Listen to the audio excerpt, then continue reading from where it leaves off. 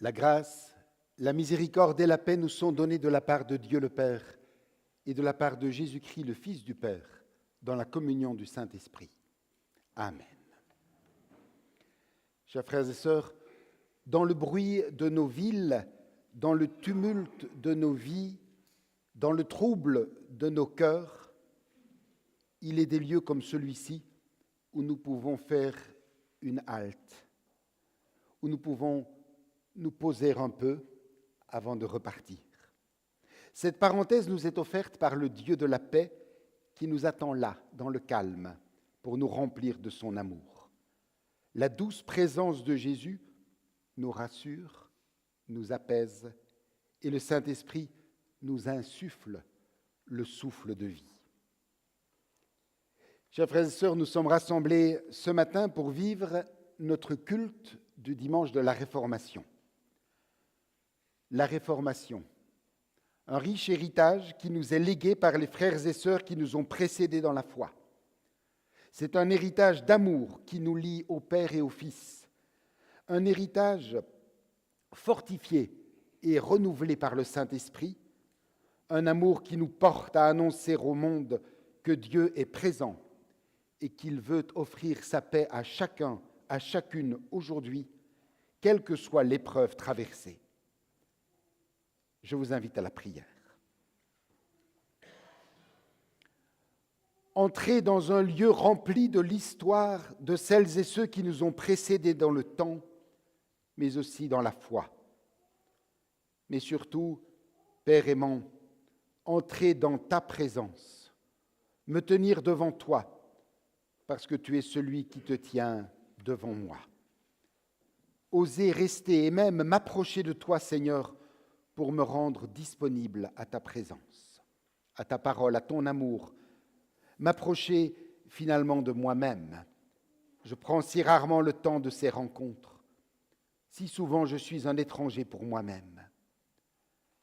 Déposer tout ce qui m'encombre, ce qui est inutile dans ma vie et dont je n'arrive pas à me défaire. Je te le donne, tiens, prends-le, Seigneur. Voilà, enfin de l'espace. Viens par ton esprit le remplir. Oui, les mains vides me voici devant toi, prête à recevoir de toi ce dont j'ai vraiment besoin. Au fond, cela commence par ta présence. Viens, Seigneur Jésus. Amen. Je vous invite à vous lever pour louer l'Éternel et, comme nous le faisons chaque dimanche, fidèles à la tradition réformée, nous ouvrirons notre culte par le chant d'un psaume du XVIe siècle. Nous chanterons le psaume 25. C'est en 1551 à Genève qu'a été composé l'air de ce magnifique psaume. Nous en chanterons les strophes 2 et 4. Psaume 25, les strophes 2 et 4.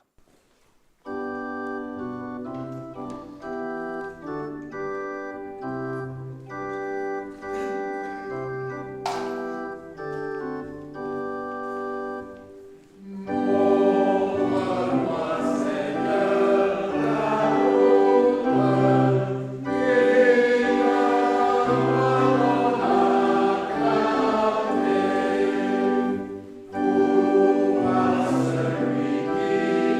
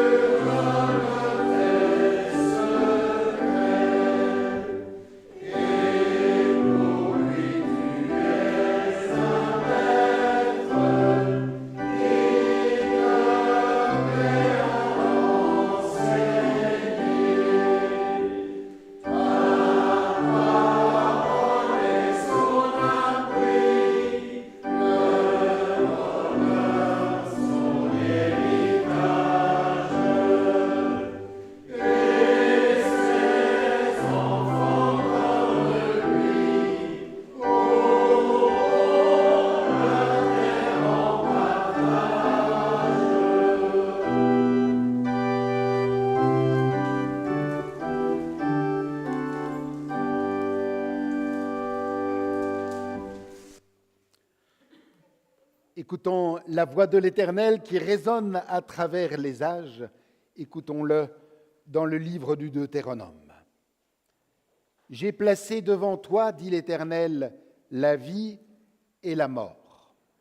Le commandement que je te prescris aujourd'hui n'est certainement pas au-dessus de tes forces et hors de ta portée. Il n'est pas dans le ciel. Tu dirais alors, qui montera pour nous au ciel et nous l'ira chercher ? Qui nous le fera entendre pour que nous le mettions en pratique ? Il n'est pas non plus de l'autre côté de la mer. Tu dirais alors, qui passera pour nous de l'autre côté de la mer et nous l'ira chercher pour nous le faire entendre, pour que nous le mettions en pratique ? C'est une chose au contraire qui est tout près de toi, dans ta bouche et dans ton cœur, afin que tu la mettes en pratique. J'en prends aujourd'hui à témoin contre vous le ciel et la terre, dit l'Éternel. J'ai placé devant toi la vie et la mort, la bénédiction et la malédiction. Choisis la vie afin que tu vives, toi et ta postérité, pour aimer le Seigneur ton Dieu, pour obéir à sa voix et pour t'attacher à lui. Chers frères et sœurs, dans notre marche quotidienne avec Dieu, il nous arrive de trébucher, nous éloignant de son chemin de justice et d'amour. Pourtant, l'Éternel nous appelle constamment à revenir à lui. En reconnaissant nos manquements et nos faiblesses, ouvrons-lui maintenant nos cœurs et demandons à Dieu de nous renouveler. Père aimant, nous déposons devant toi nos inquiétudes afin que tu les apaises, nos espoirs et nos vœux afin que soit faite ta volonté. Nous déposons devant toi nos péchés afin que tu les pardonnes, nos pensées et nos actes afin que tu les purifies. Seigneur, écoute-nous et relève-nous. Amen.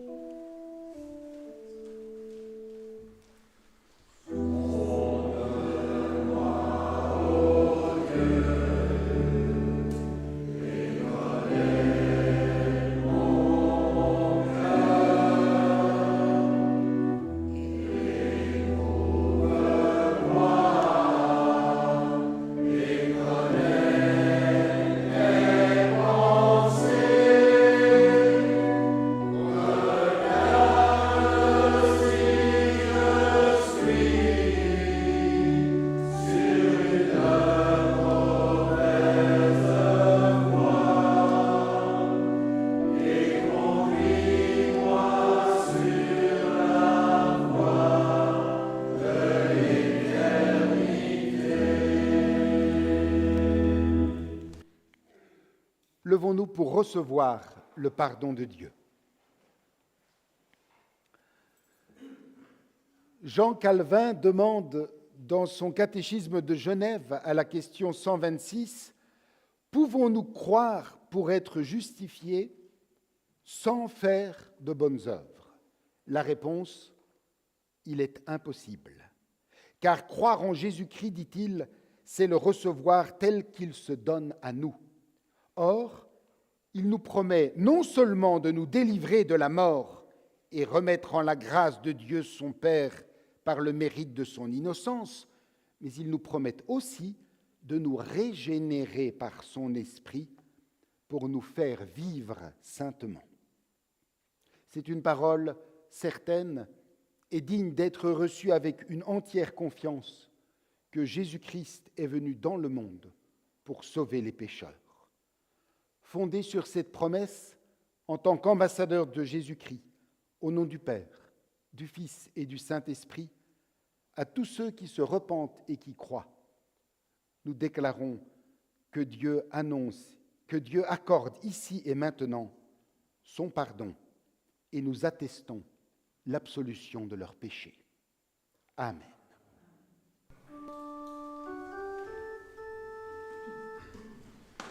Alleluia,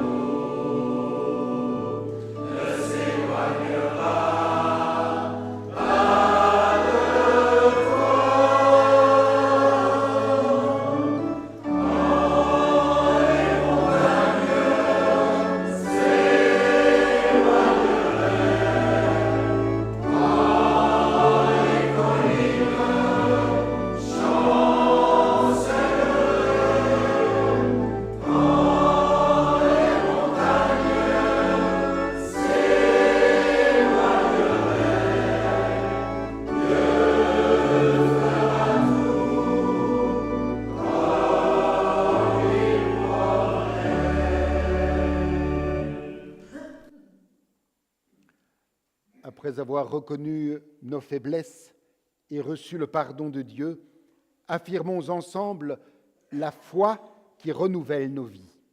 C'est en confessant cette foi que nous renouvelons notre engagement à suivre le Christ, notre Sauveur et Seigneur. Et en ce jour solennel où nous fêtons la Réformation, nous confesserons notre foi en nous unissant du cœur aux paroles de Martin Luther. Dans son petit catéchisme qu'il a rédigé en 1529, un des premiers catéchismes, il présente un condensé concis, clair et compréhensible par tous de la foi chrétienne.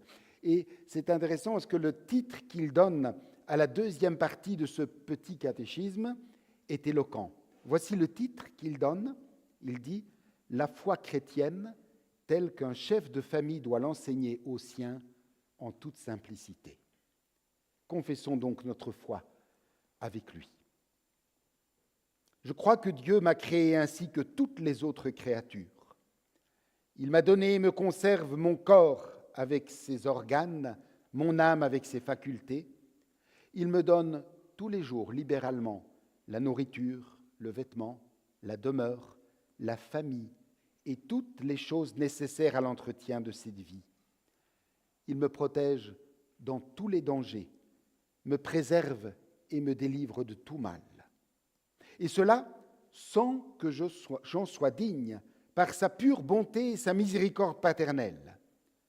Je dois, pour ses bienfaits, le bénir et lui rendre grâce, le servir et lui obéir, c'est ce que je crois fermement.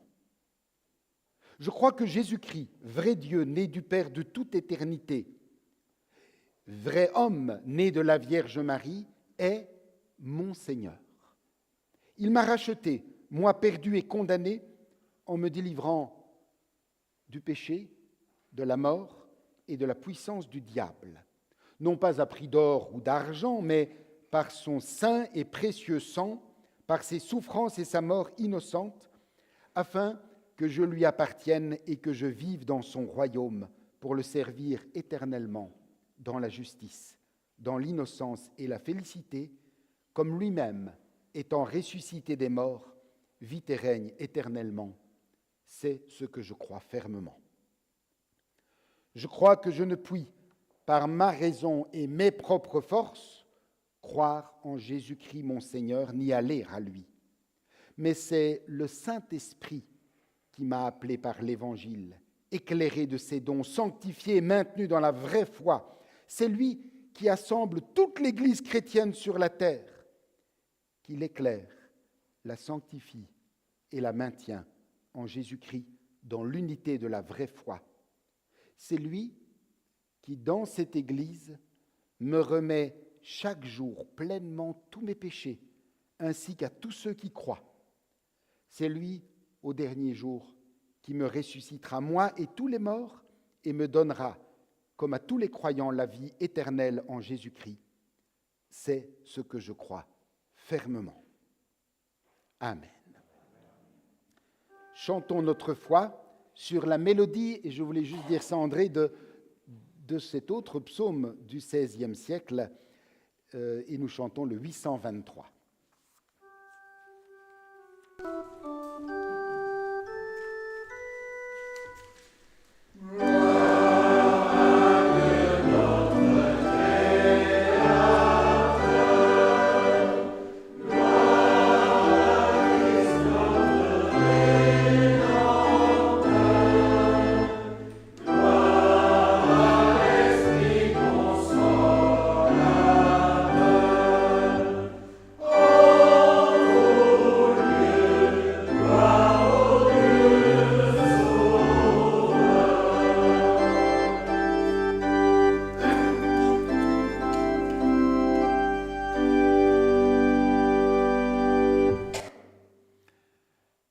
Avant d'ouvrir la parole de Dieu pour nous mettre à son écoute, prions pour demander à l'Éternel de nous éclairer par son esprit afin que nous comprenions ce qu'il a à nous dire. Prions. Père, toi qui, par ton esprit, assembles les croyants en tout lieu de ce monde, Inspire celles et ceux qui parlent et rends attentifs celles et ceux qui écoutent, afin que l'Évangile soit la vérité de notre foi, la source de notre amour, la fermeté de notre espérance. Amen. Et en ce dimanche de la Réformation, une seule lecture, nous verrons après pourquoi.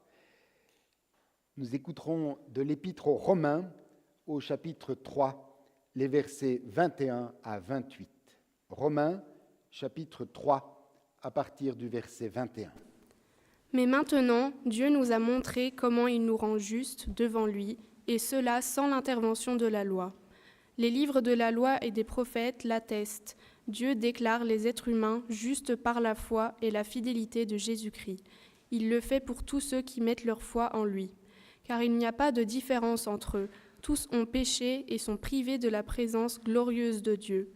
Mais Dieu, par sa grâce, qui les rend justes, gratuitement par Jésus-Christ, qui les délivre de leur esclavage. Dieu a offert Jésus-Christ comme un sacrifice pour le pardon des péchés. Par sa fidélité qui est allée jusqu'à verser son sang, le Christ a manifesté que Dieu est toujours juste. Il l'était autrefois quand il a patienté et laissé impunis les péchés des humains. Il l'est dans le temps présent car il veut à la fois être juste et rendre tous ceux qui croient grâce à la fidélité de Jésus. Y a-t-il encore une raison de nous enorgueillir ? Non, aucune. Au nom de quoi disons-nous ceci ? D'une loi à laquelle il faut obéir ? Non, par une loi qui invite à la foi.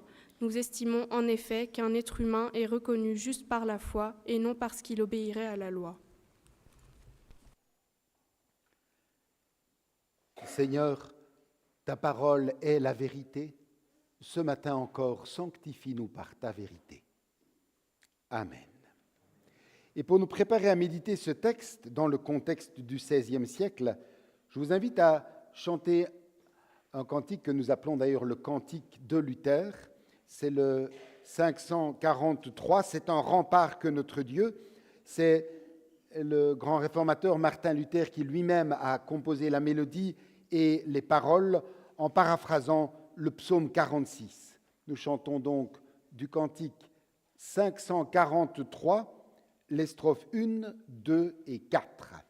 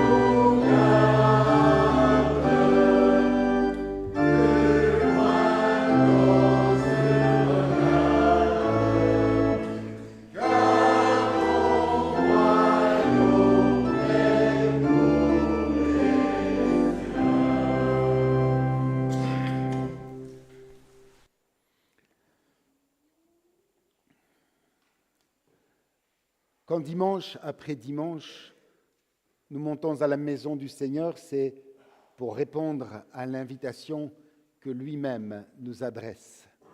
C'est pour nous placer à son écoute, pour lui exprimer notre prière dite, notre prière chantée, pour le laisser nous interpeller par sa parole, mais c'est aussi pour réapprendre une attitude que notre monde contemporain a tendance à oublier, l'importance du silence.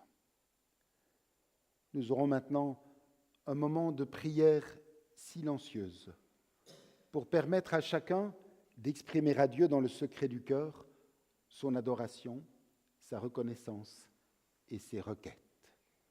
Pour ce tête à tête, ce cœur à cœur avec Dieu, faisons silence devant lui.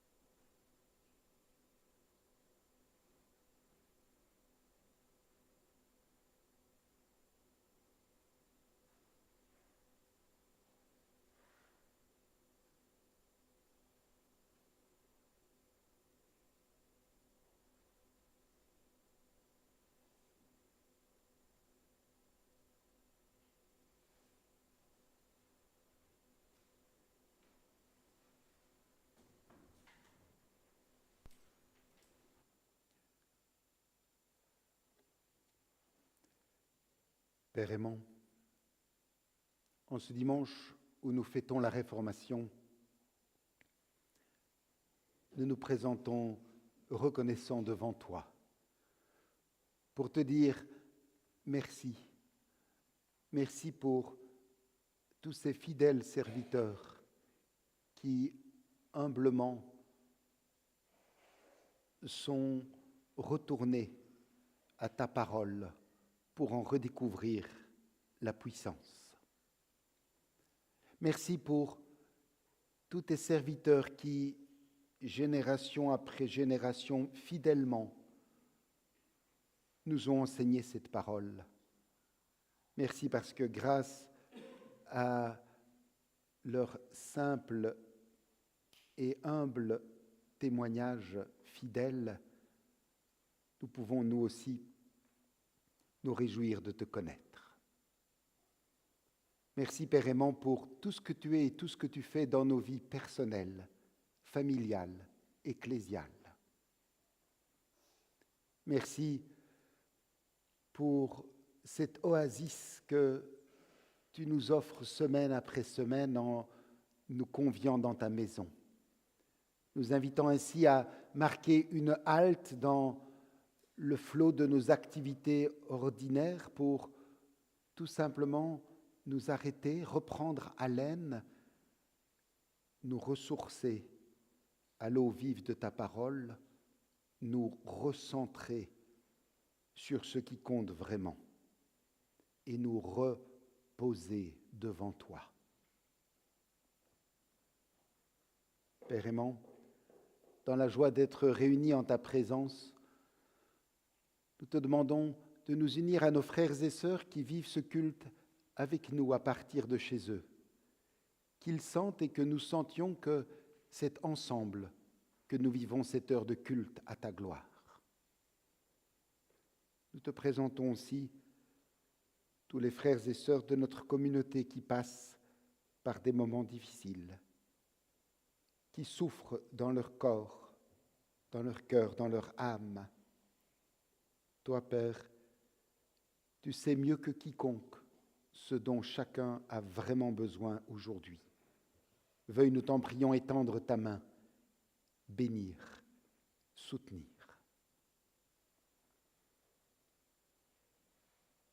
Père aimant, comme chaque dimanche, nous te prions aussi inlassablement pour tous ceux et toutes celles qui ont choisi de ne pas répondre à ton appel, qui ont décidé de placer leurs priorités ailleurs.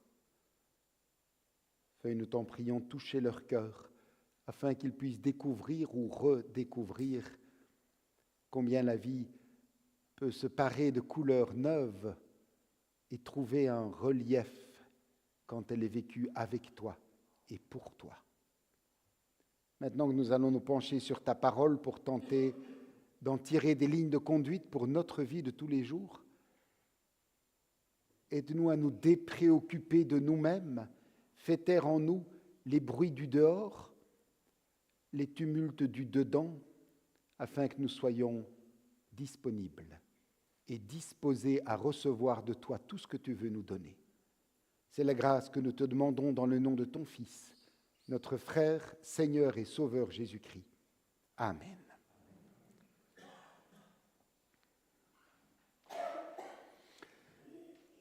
Chers frères et sœurs, nous sommes le 3 novembre 2024.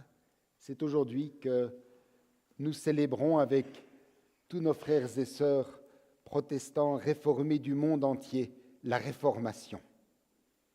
Au cœur de cet événement, la redécouverte de la grâce de Dieu. L'année dernière, pour ceux qui s'en souviennent, nous avions revisité ensemble les grands principes de notre foi réformée.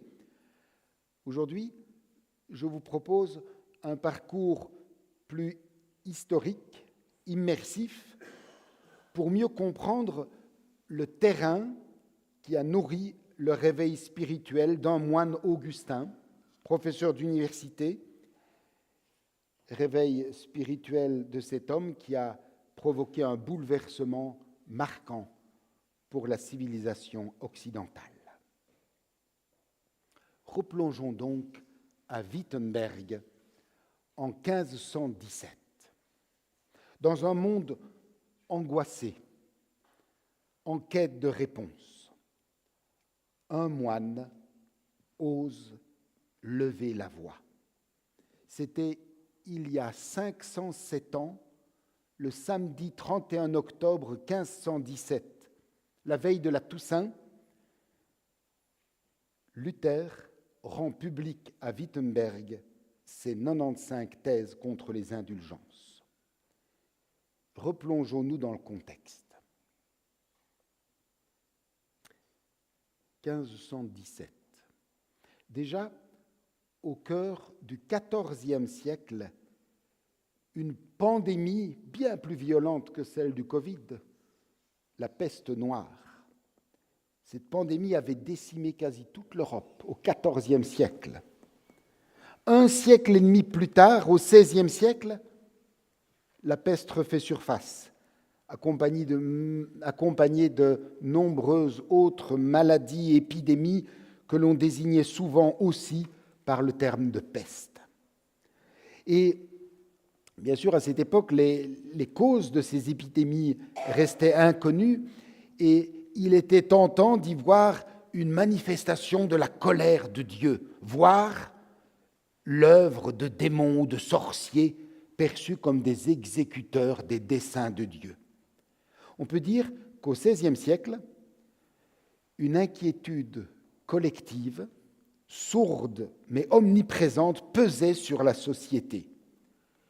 Il suffit de regarder les gravures et les peintures de l'époque pour nous en rendre compte. Cette peur générale était d'ailleurs alimentée par diverses menaces. La faim, le fisc, oui déjà, le passage des hommes de guerre. Dans ce climat, nombreux étaient les pronostiqueurs à annoncer de sombres présages. L'un des plus connus, c'est Nostradamus. Cette peur omniprésente de la mort soulève inévitablement la question de l'après. Qu'y a-t-il, qu'advient-il après la mort? En ai-je fait assez pour mériter le salut, le paradis?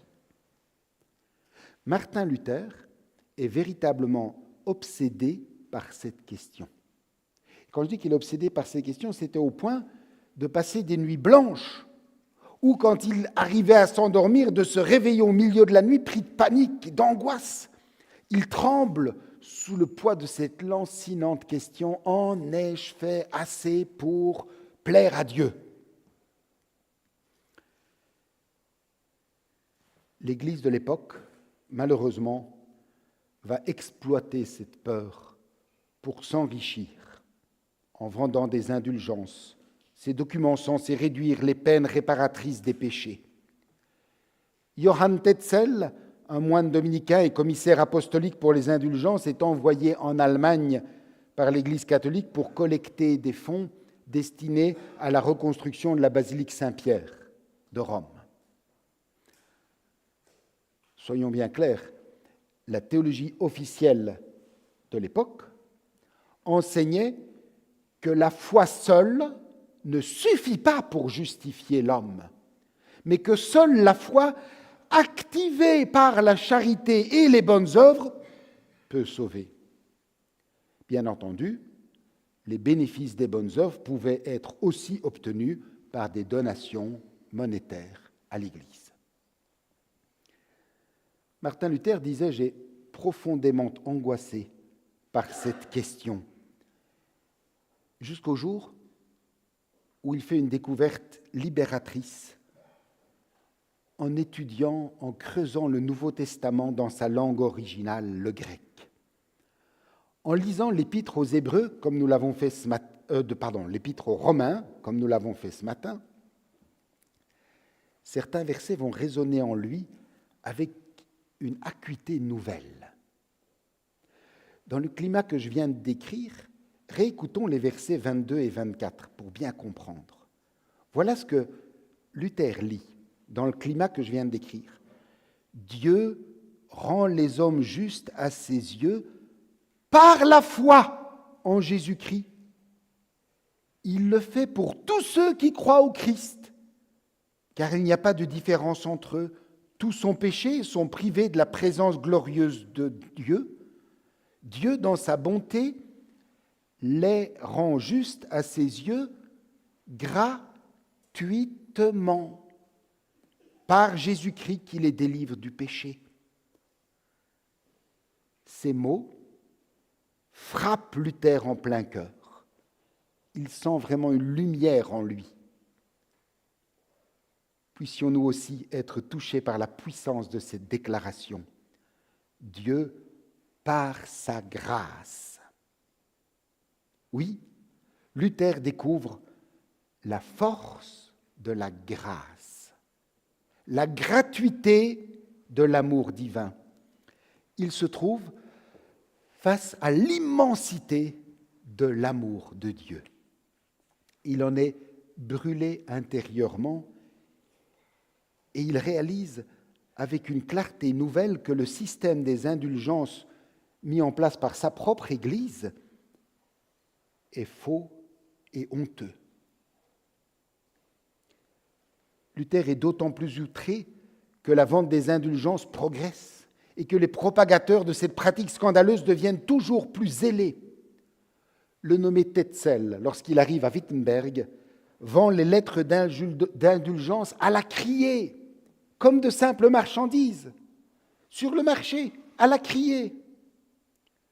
Des bouts de papier qui, en échange de quelques pièces, promettent de raccourcir le chemin vers le paradis.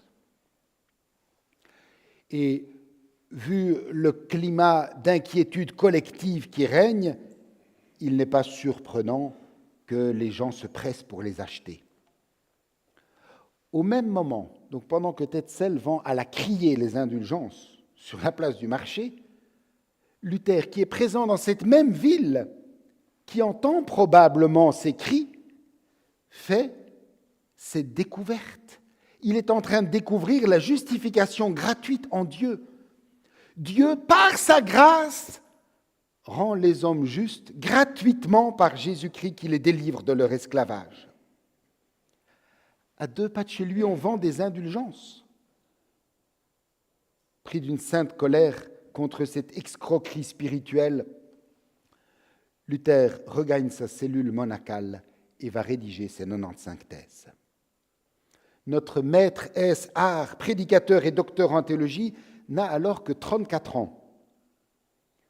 Alors, c'est vrai, il est reconnu dans les cercles ecclésiastiques, il est professeur d'université, mais ça reste un grand inconnu pour le peuple. Le 31 octobre 1517, vers midi, il affiche sur la porte principale de l'église de Wittenberg 95 thèses. Écrites en latin, ces thèses dénoncent les erreurs de l'Église, notamment la promotion du salut par les œuvres et les indulgences qui en sont arrivées à supplanter la grâce, à presque effacer le salut offert gratuitement en Christ. Et quel est l'objectif de Luther à ce moment-là? Tout simplement réformer l'Église chrétienne, son Église, l'Église qu'il aimait et qu'il voyait avec tristesse s'égarer dans toutes sortes de dérapages.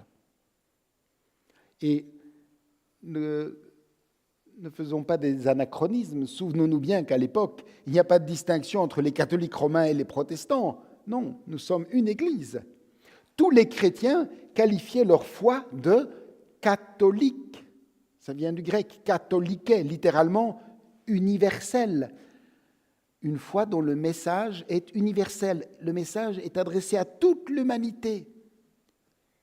Chrétien catholique, un beau nom que les protestants furent sommés de ne plus utiliser sous peine de mort. Chers frères et sœurs, ne nous trompons pas de perspective. Cet affichage des thèses n'était pas une provocation de la part de ce professeur d'université. C'était une pratique courante au XVIe siècle. Au XVIe siècle, tout un chacun pouvait exprimer ses idées publiquement et inviter au débat. D'ailleurs, les professeurs d'université organisaient ce qu'on appelait alors des disputatio, des débats publics. La disputatio était, depuis le début du XIIIe siècle, l'une des méthodes essentielles d'enseignement et de recherche dans les universités. En quelque sorte, Martin Luther ne fait qu'offrir à ses collègues l'opportunité de s'expliquer publiquement. Il le précise d'ailleurs dans les lignes qui introduisent les thèses que nous avions il y a quelques années travaillées à l'étude biblique. Je relis les quelques lignes de Martin Luther dans l'introduction de ces thèses. Je le cite. « Par amour pour la vérité et dans le but de la préciser, les thèses suivantes seront soutenues à Wittenberg sous la présidence du révérend père Martin Luther, ermite Augustin, maître ès art, docteur et lecteur de la sainte théologie. » Écoutons la suite. « Celui-ci prie ceux qui, étant absents, ne pourraient discuter avec lui, de vouloir bien le faire par lettre, au nom du Seigneur Jésus-Christ. Amen. » C'est merveilleux. Luther offre à ses collègues la possibilité de s'expliquer en public. Ces thèses condamnent, avec de solides arguments bibliques et théologiques, le trafic des indulgences. Et en publiant ces thèses, Luther n'a pas du tout l'intention de quitter l'Église catholique. Son vœu le plus cher est que son Église se réforme, s'allège, s'épure pour retrouver le message biblique, débarrassé de tout ce qui a été ajouté au fil des siècles. Malheureusement, contrairement à ce que Luther espérait, il n'y aura aucun débat contradictoire. Personne ne se présentera au rendez-vous pour discuter avec lui. Personne. Gardons à l'esprit un élément important. Le lendemain du 31 octobre, c'est déjà à l'époque, le 1er novembre, très bien. C'est donc la Toussaint. C'est la Toussaint. La coutume voulait, à l'époque, qu'à la Toussaint, on expose les reliques censées procurer des grâces dans l'Église.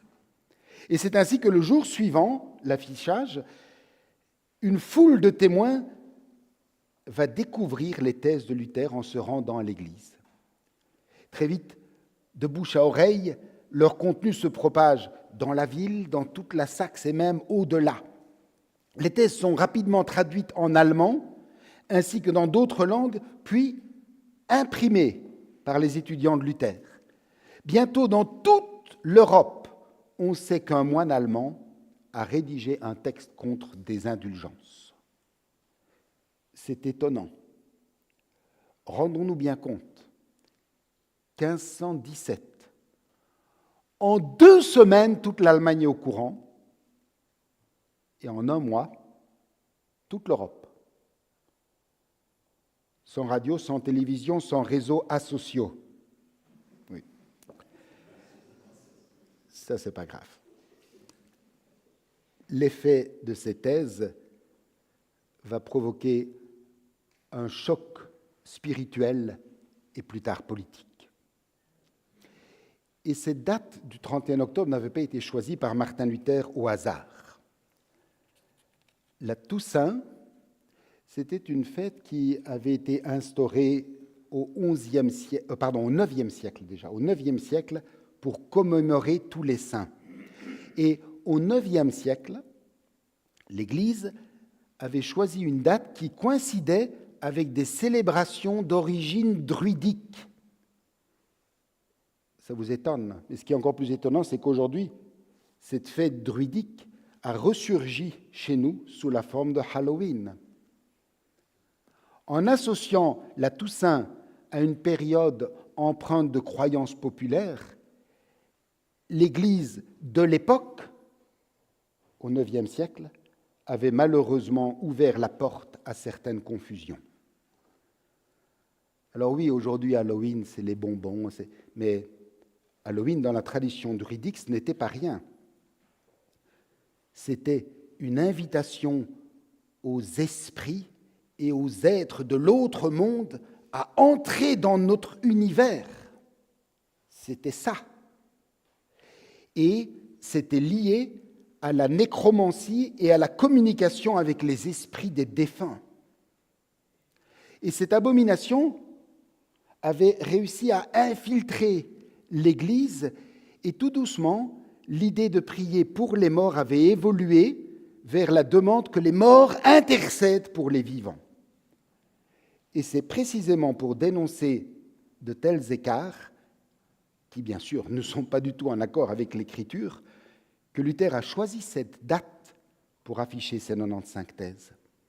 Par ce geste, Luther a initié un mouvement de réforme qui allait profondément transformer l'Église et avoir un impact majeur sur la société. Chers frères et sœurs, quel est le sens profond de notre commémoration annuelle de la Réforme? Pour le dire autrement, qu'est-ce que ça nous apporte de célébrer, de fêter chaque année la Réformation? Est-ce pour nous souvenir de la pensée de Martin Luther, de Jean Calvin, Bucer, Théodore de Bèze, Ulrich Zwingli, Guillaume Farel, Jean Knox? Non. Cette commémoration est pour nous plutôt, je dirais, un rendez-vous. Un peu comme si le 31 octobre, une note dans notre agenda disait « Pensez à me réformer ». Pensez à me réformer en revenant au texte de la Bible. C'est un appel à ne pas nous endormir sur nos lauriers, mais à toujours aller de l'avant. Comment la vie de notre Église rayonne-t-elle aujourd'hui cette vérité? Nous pourrions presque dire que les réformateurs, en définitive, ce n'étaient pas des novateurs, c'était plutôt des retrouveurs. Avec le retour aux textes originaux, ils ont retrouvé le cœur des Écritures. Ils ont été touchés par le message de grâce en Jésus-Christ.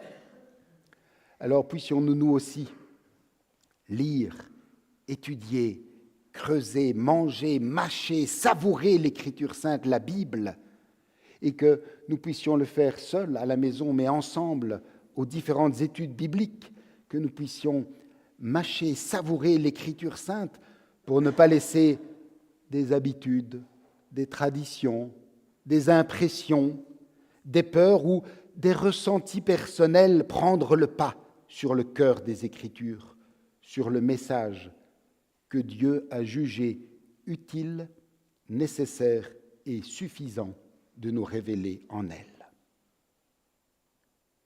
Chers frères et sœurs, emportons ce verset qui a eu l'effet de la dynamite dans la vie de Luther, Romains 3, 24. Dieu, par sa grâce, rend les hommes justes gratuitement par Jésus-Christ qui les délivre de leur esclavage. Oui, en Christ, dès que nous nous tournons vers lui, dès que nous acceptons ce qu'il a enduré pour nous, nous sommes au bénéfice du salut qu'il nous a acquis. Comment vivons-nous cette liberté ? Comment rayonnerons-nous autour de nous la joie de cette grande nouvelle ? En rentrant chez nous tout à l'heure, posons-nous chacune cette question.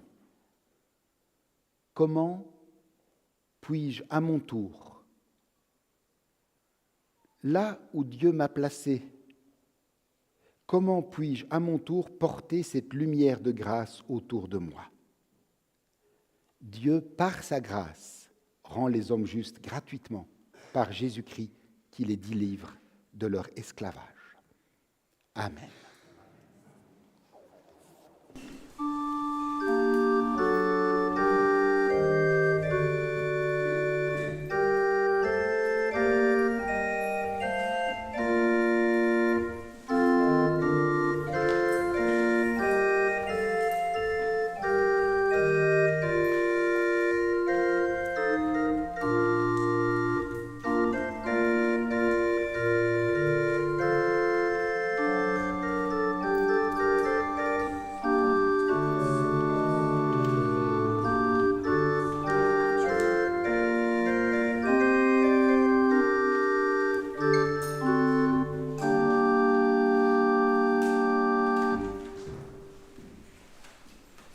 C'est le moment des annonces.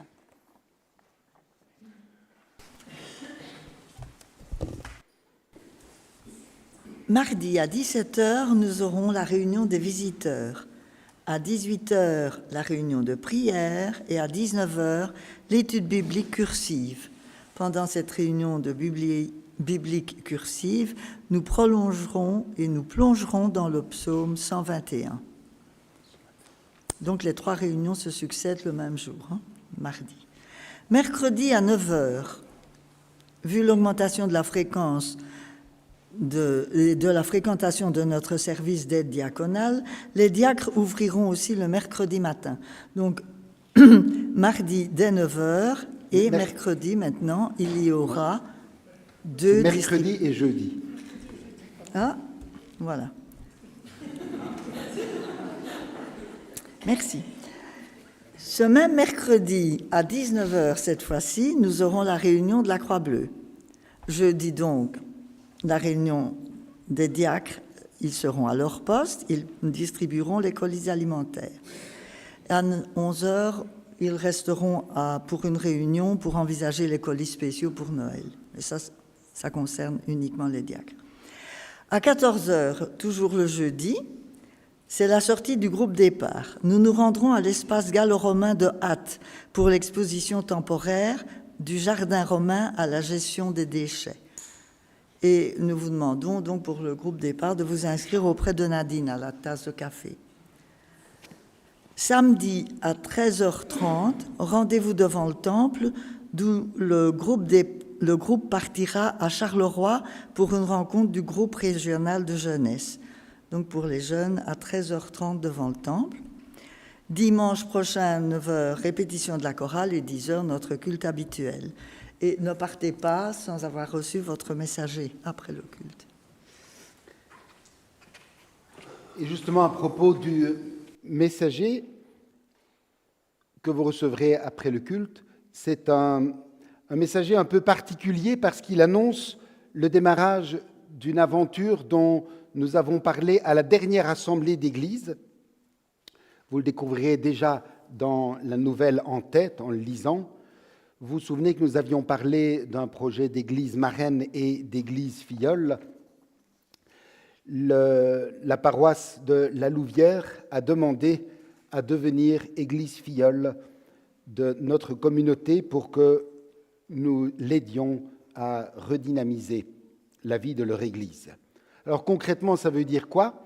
Concrètement, ça veut dire que je ne serai plus simplement leur pasteur consulant, ce qui impliquait que je présidais un culte toutes les 6 semaines et le consistoire, mais je deviendrai leur pasteur titulaire. Je serai donc le pasteur des 2 communautés, le pasteur de Fontaine-l'Évêque et le pasteur de la Louvière, pour une durée de 4 ans. Et ce n'est pas moi seul qui soutiendrai la communauté de la Louvière, mais c'est notre communauté tout entière. Concrètement, le dimanche 10 novembre, donc dimanche prochain, ce sera la toute première fois que le culte de la Louvière est déplacé à 17h, que je présiderai le culte à 17h. Donc le dimanche, on aura la chorale à 9h, à 10h le culte ici, et à 17h, je présiderai le culte à la Louvière. Et le jeudi sera réservé à notre paroisse filleule. Je serai donc là pour les visites avec l'appui de notre groupe de visiteurs, pour des réunions de prière et des réunions d'études bibliques tous les 15 jours, le consistoire et les autres rencontres. Alors vous verrez, ici je l'explique brièvement dans le cadre des annonces, mais vous verrez dans le messager la philosophie du projet est largement développée, le déroulement prévu aussi. Et d'ailleurs, si l'un ou l'autre souhaite s'engager à soutenir par sa présence tel ou tel moment de ce défi que nous relevons ensemble, n'hésitez pas à me le dire à la tasse de café, nous verrons comment nous pouvons mettre ça en place. Et du coup, vous verrez que dans la partie vie de l'Église ici, dans la partie de vie de l'Église, vous découvrirez qu'il y a des réunions qui sont liées à la Louvière et qui sont identifiées tout simplement par le nom qui est complété de l'abréviation LL. Comme vous voyez, études bibliques racines LL, c'est la Louvière. Voilà, donc je vous invite à lire attentivement le messager, et s'il y a des questions, mais nous sommes là bien sûr, on peut en parler ensemble. Au moment où notre offrande sera recueillie, souvenons-nous de cette déclaration de Samuel qui disait « Je n'offrirai pas au Seigneur des sacrifices qui ne me coûtent rien ». Et Paul soulignait « C'est de lui, par lui et pour lui que sont toutes choses ». Pendant que nous faisons notre offrande, nous chantons un cantique qui nous rappelle, puisque nous fêtons le dimanche de la Réforme, nous fêtons la Réformation, nous allons chanter maintenant un cantique qui nous rappelle que l'histoire du christianisme n'a pas commencé avec la Réforme. Ce cantique que nous allons chanter, le 420, je me suis trompé là, c'est le 243. C'est le 243, André, 243. Cet hymne date, tenez-vous bien, du IVe siècle. Son auteur, c'est Ambroise de Milan. Et ce qui est beau, pensons-y en le chantant, c'est que pendant des siècles, avant la Réforme, déjà depuis le IVe siècle, et comme pendant la Réforme et après, il a été chanté à l'office du matin.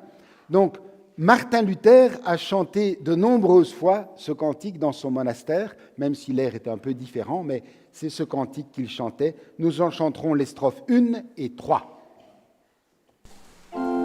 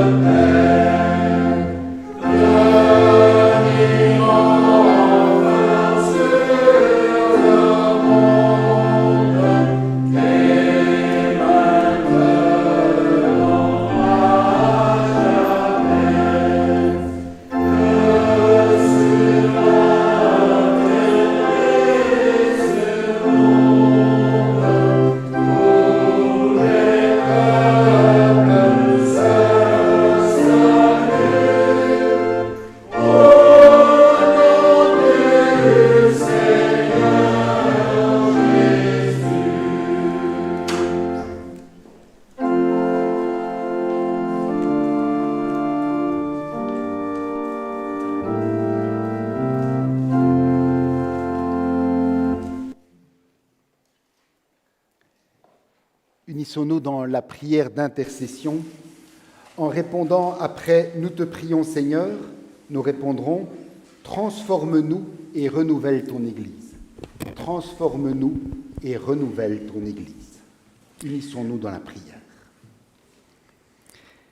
Seigneur Jésus, par ta présence, tu vivifies et tu renouvelles en nous la foi, l'espérance et l'amour.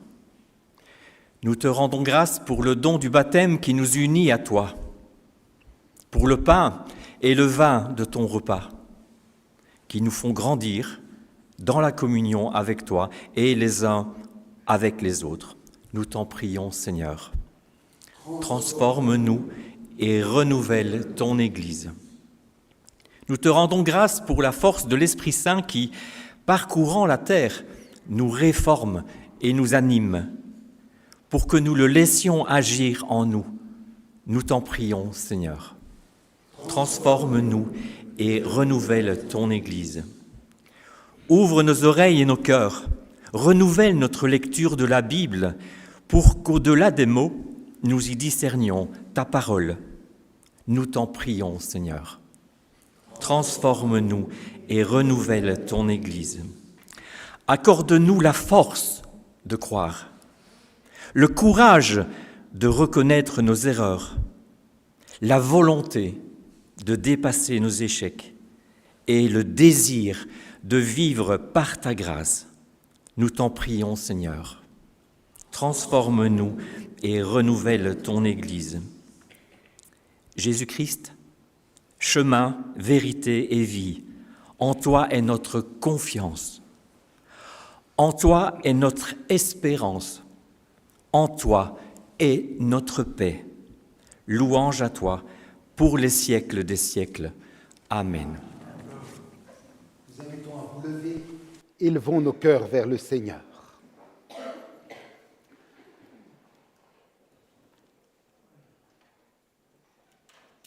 Père aimant, comme les disciples réunis à Jérusalem, nous voici rassemblés en ce premier jour de la semaine, car nous avons entendu la parole de Jésus vivant.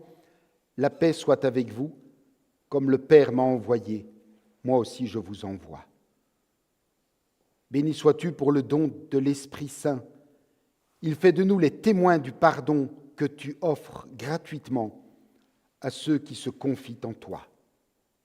Plein d'admiration et de reconnaissance, avec tous ceux qui se confient en ta grâce, nous t'acclamons en te chantant « Saint, Saint, Saint est le Seigneur ».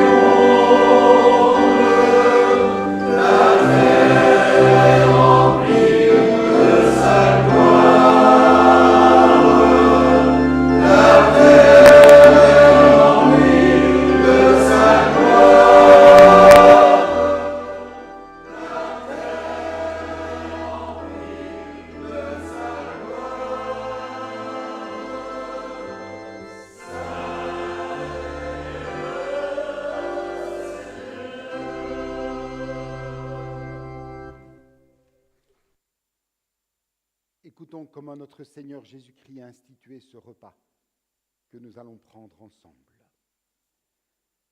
La veille de sa mort, alors qu'il était avec ses amis dans la chambre haute pour fêter avec eux la Pâque, Jésus prit du pain et après avoir prononcé la bénédiction, il le rompit, le leur donna et dit « Prenez, mangez, ceci est mon corps ». Puis il prit la coupe, et après avoir rendu grâce, il la leur donna, et ils en burent tous. Il leur dit, « Ceci est mon sang, le sang de l'alliance versé pour la multitude. En vérité, je vous le déclare, jamais plus je ne boirai du fruit de la vigne jusqu'au jour où je le boirai nouveau dans le royaume de Dieu. Prions. Père, que ton Esprit Saint soit notre lumière et notre soutien, qu'il soutienne le regard de notre foi, la nourrisse et la fortifie. Envoie sur nous ton Esprit, afin que ce pain et ce vin soient pour nous la communion au corps et au sang de notre Seigneur Jésus. Que ton Esprit fasse de ce repas une étape de réconfort et de renouvellement dans notre longue marche vers le but où tu nous attends tous.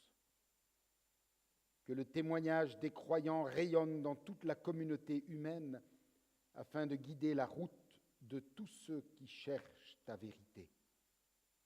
Nous te demandons, Seigneur, le courage de vivre l'aventure de la foi.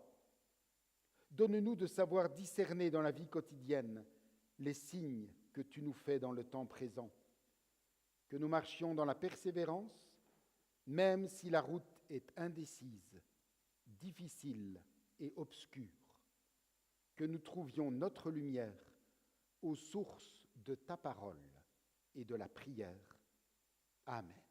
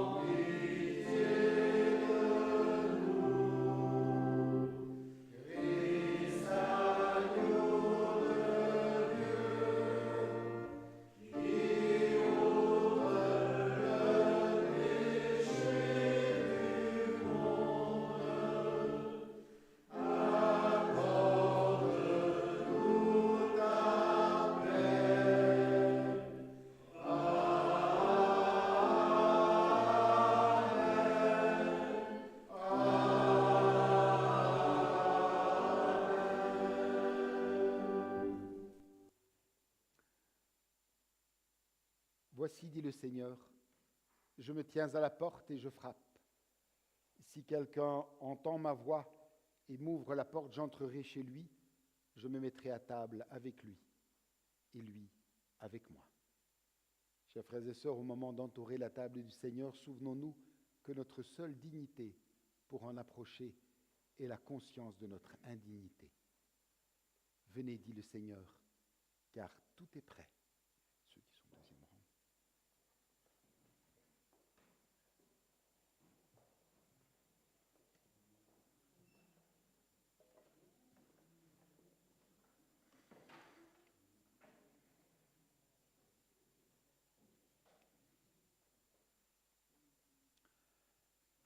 Le pain que nous rompons est la communion au corps de notre Seigneur Jésus-Christ qui a été donné pour nous.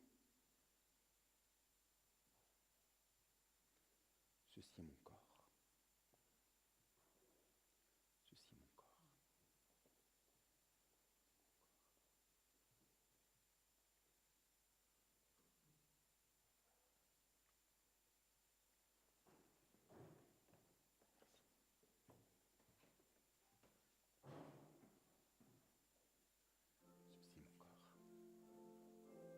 corps.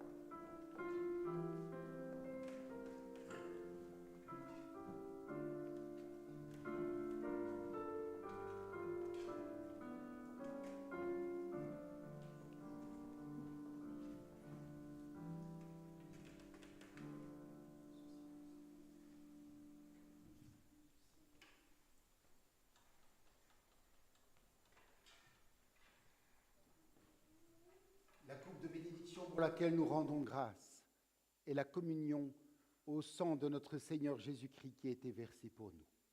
Buvez-en tous, nous dit Jésus.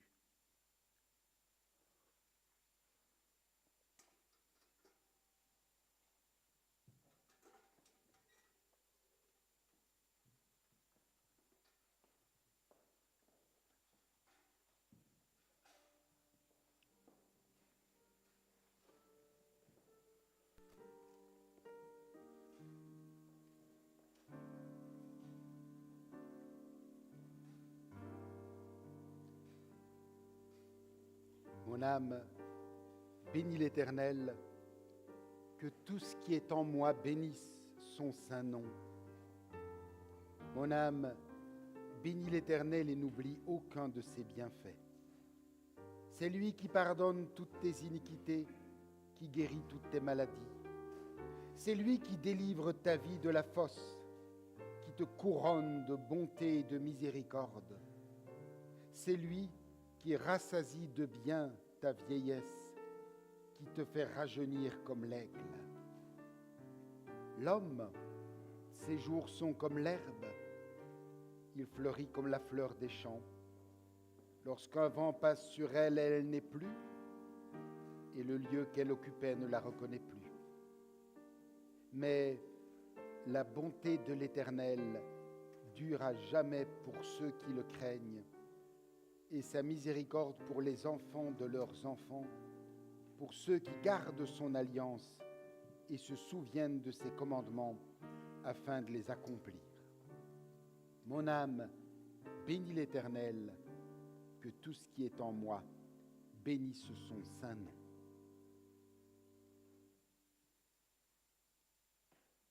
Oui, Père, nous nous associons aux psalmistes pour te dire notre immense reconnaissance.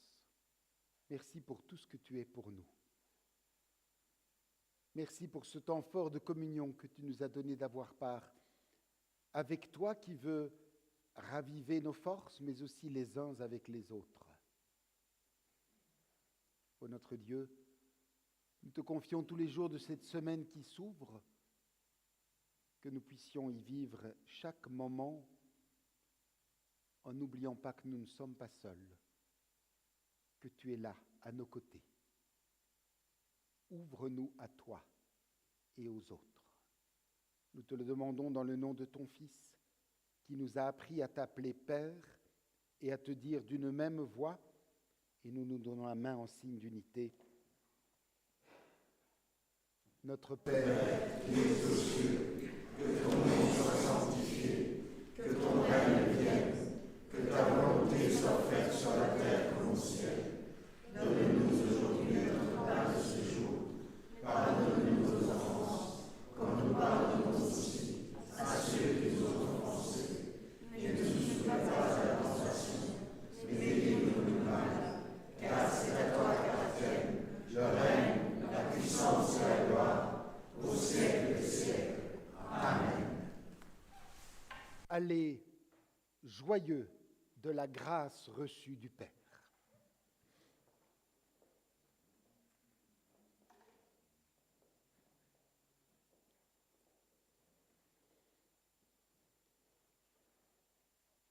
Écoutons l'exhortation et recevons la bénédiction de la part de notre Dieu.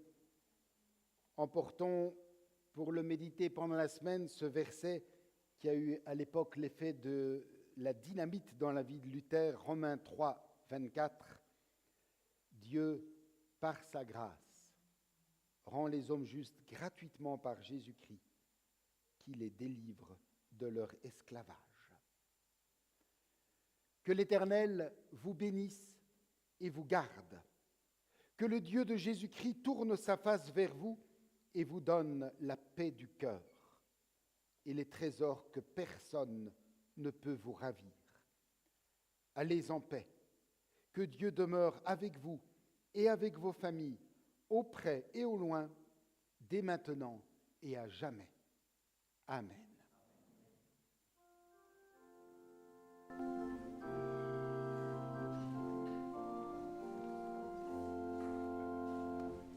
La grâce